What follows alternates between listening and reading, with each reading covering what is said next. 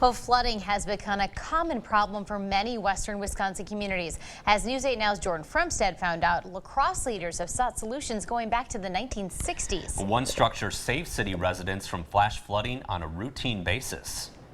Flood mitigation strategies are nothing new. Back in the 1990s, the U.S. Army Corps of Engineers in the city of La Crosse created this cement structure to divert flood water.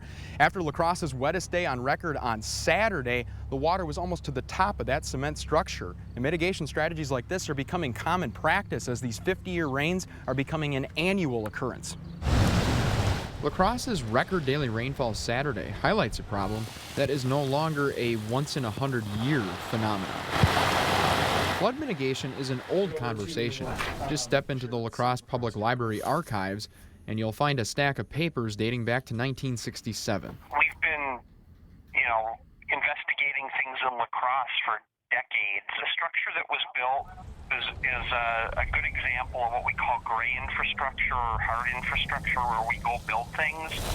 That's U.S. Army Corps of Engineers flood mitigation expert Terry Zion, who remembers how La Crosse solved one flooding problem in the 1990s. We're looking at other ways to reduce the flood risk for other parts of town. La Crosse is in a spot where flooding is inevitable due to where it rests next to the Mississippi and coulees where water runs right into town.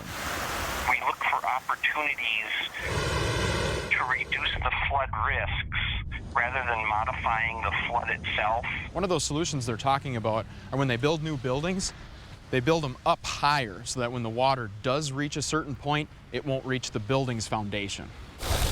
Zion says they focus on finding floodwater's path of least resistance. I think the communities are starting to realize that they all better start looking at this with more concern now.